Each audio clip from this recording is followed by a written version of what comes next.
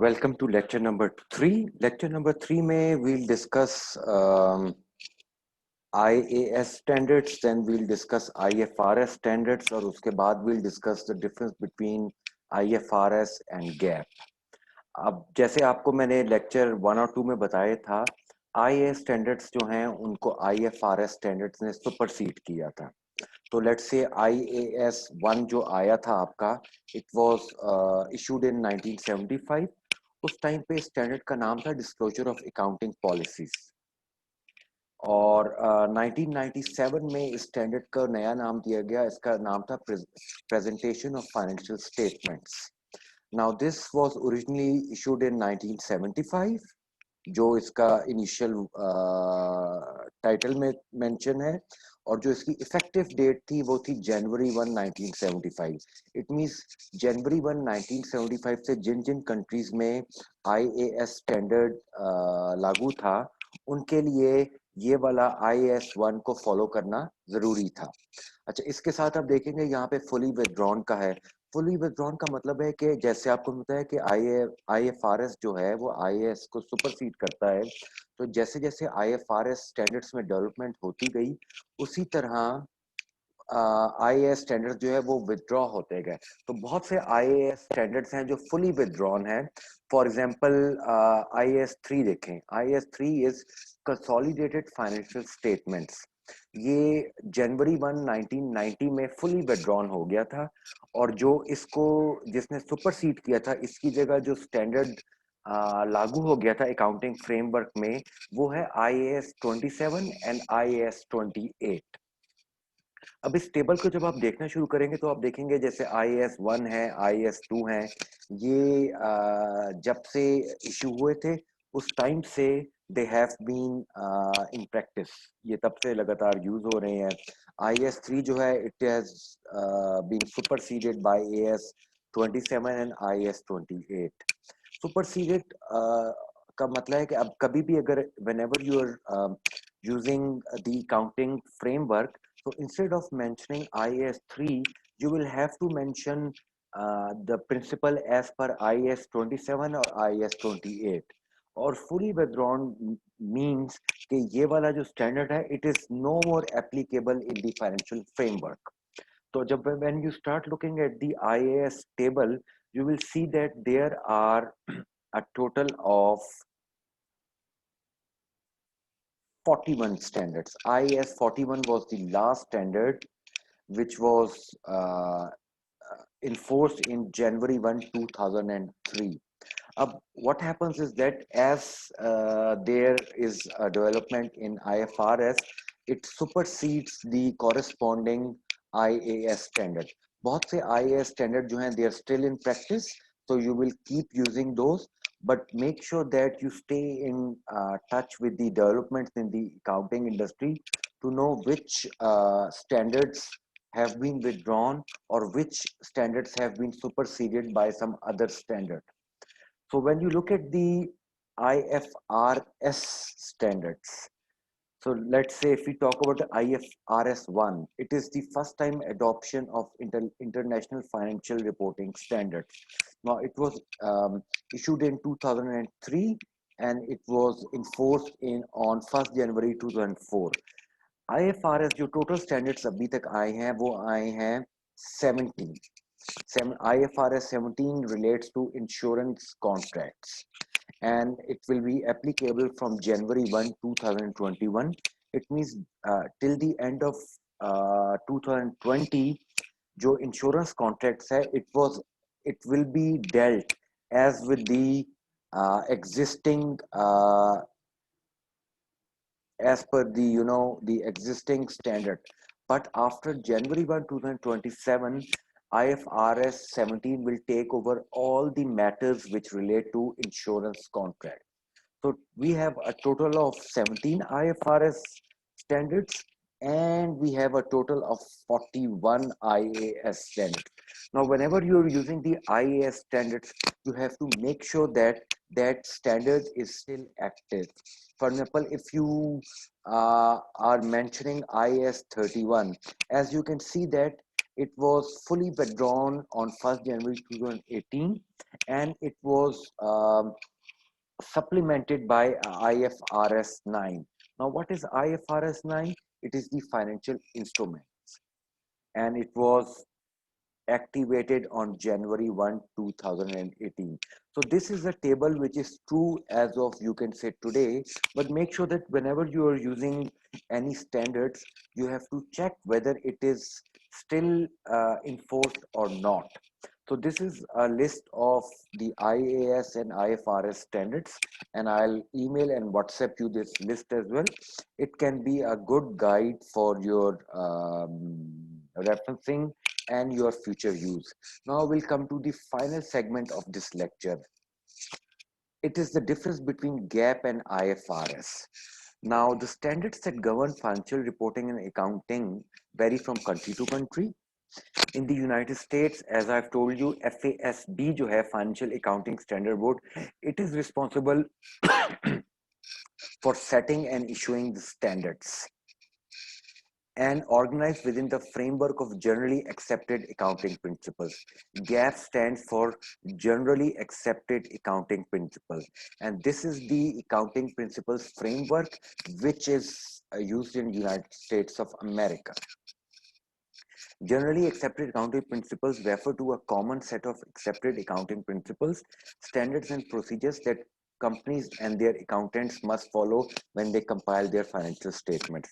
IFRS, I've already told, ये है set of international accounting standards हैं, international financial reporting standards, which state how particular types of transactions and other events should be reported in financial statements. It is issued by International Accounting Standard Board. So this is the international body which looks after the IFRS. It's the issuance of IFRS, the acceptance of IFRS, and the implementation of IFRS. Now, more than 144 countries around the world have adopted IFRS.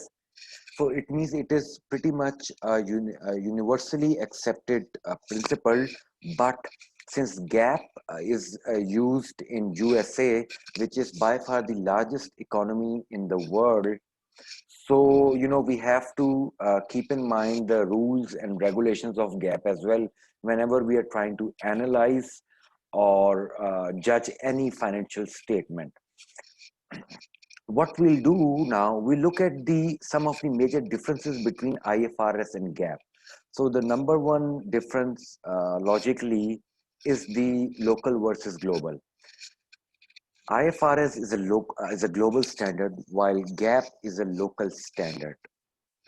Now, rules versus principles. Now, this is a very interesting concept which needs to be understood clearly.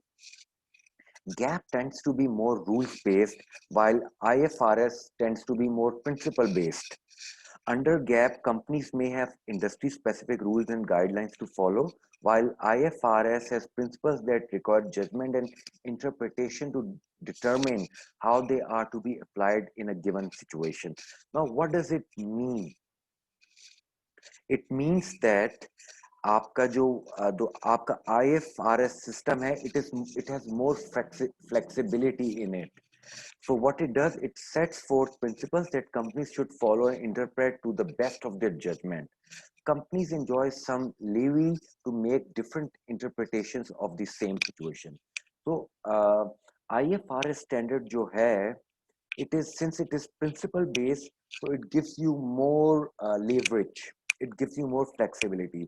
जो GAAP है, it is prescribed highly specific rules and procedures of offering little room for interpretation. So GAAP is a very rigid financial framework, while IFRS is comparatively a flexible framework which allows the companies and countries using it to interpret it in different ways. So this is a very major difference between these two. Inventory methods. Both GAAP and IFRS allow FIFO, which you have read, or if you have not read, so I will give you a briefing of it when we come to the inventory methods. Now, both GAAP and IFRS वो FIFO, weighted average cost, and specific identifications methods को allow करते हैं whenever you have to value the inventories. However, gap also allows the last in first out. Gap जो है उसमें last in first out method भी acceptable है, but this LIFO method is not allowed under IFRS. ना इसके अपने आगे further pros and cons हैं लाइफो या फाइफो को यूज करने के, which we will do when we will go into the specific details of financial analysis and valuation. Then we have the inventory write down reversal. Both methods allow inventories to be written down to a market value. However, if the market value later increases, only IFRS allows the earlier write down to be reversed. For example, if you find out that the market value has increased, so only in IFRS can you reverse that initial write down. Under gap you cannot reverse the decision. Now fair value revaluation, ये तमाम जो मैं आपको topics बता रहा हूँ, these are related, these are the accounting concepts. For example, what is fair value, what is market value, how do you write down the value of inventory, these are all accounting procedures जिनको gap और IFRS treat in different ways. Now, IFRS allows revaluation of the following assets to fair value if fair value can be measured reliably. Inventories, PPE, property, plant and equipment आपने पढ़ा होगा, intangible assets, investments in marketable securities. This revaluation may be either an increase or decrease to the assets value. Gap में ये revaluation is prohibited except for marketable securities. Then you have the impairment losses. Both standards allow for the recognition of impairment losses on long-lived assets. Now, what are long-lived assets? जिनको long-term assets भी कहते हैं या fixed assets भी कहा जाता है. GAAP takes a more conservative approach and prohibits reversal of impairment losses for all types of assets. तो जैसे आपको मैंने बताया कि GAAP has a very rigid feel to it, and IFRS is more flexible, or you can say that it is more friendly towards the accountants and towards the accounting procedures. Then we have the intangible assets. इसी तरह fixed assets का different treatment है.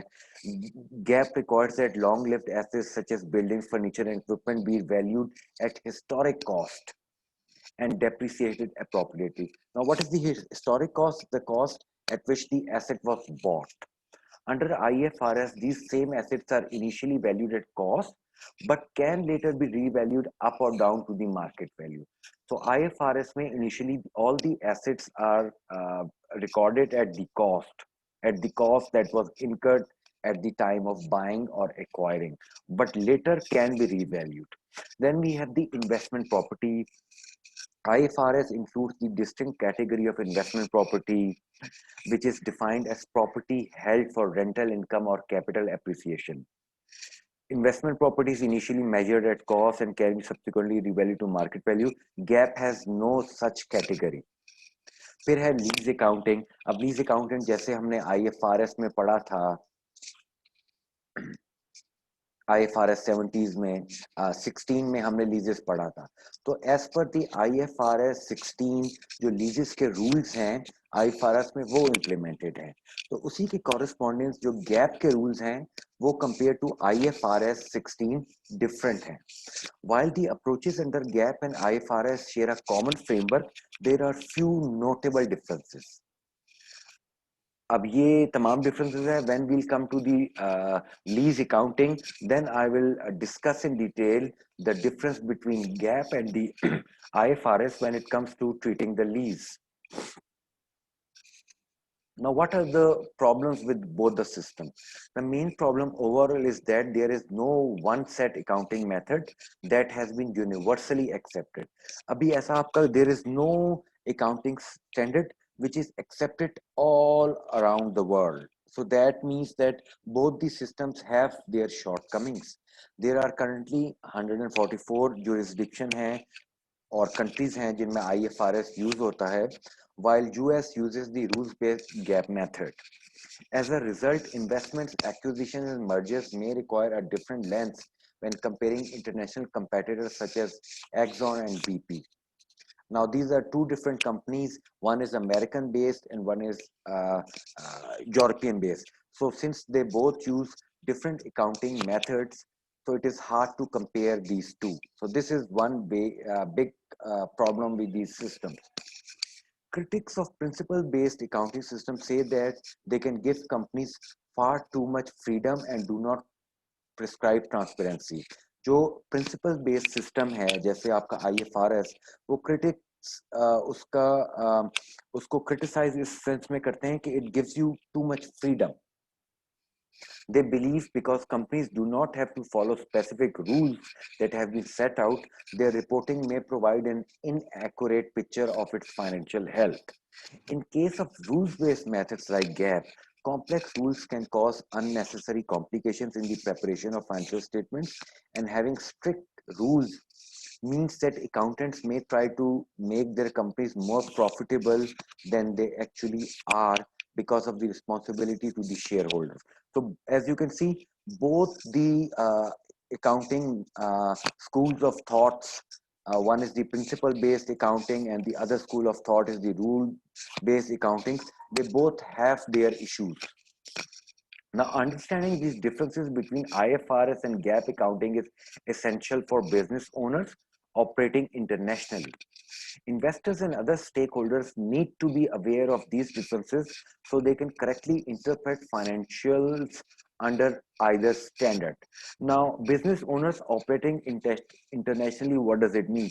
For example, if there's a company in Pakistan which is only operating within the country, तो उस company के लिए it is sufficient to know the IFRS standards because in Pakistan we follow the IFRS standard. But if there is a Pakistani company which is dealing with the US market, so it is important for that company to understand and fully grasp the GAAP accounting framework as well. Only then it will be able to, completely compare two sets of different financial reporting and to convert one form of financial reporting into the other form of financial reporting. So this is the standard of the standard practice which is normally adopted by international companies. वो दोनों financial standards को लेती हैं, उनको understand करती हैं, जो उनका अपना इम्प्लीमेंट होता है उसको प्रॉपर तरीके से इम्प्लीमेंट करती हैं और दूसरे फाइनेंशियल फ्रेमवर्क के लिए फ्लेक्सिबिलिटी का मुजाहरा करती हैं. So this is the end of lecture number 1, 2 and 3. In lectures में we briefly discussed the course outline. हमने IAS and IFRS को डिटेल में पढ़ा है.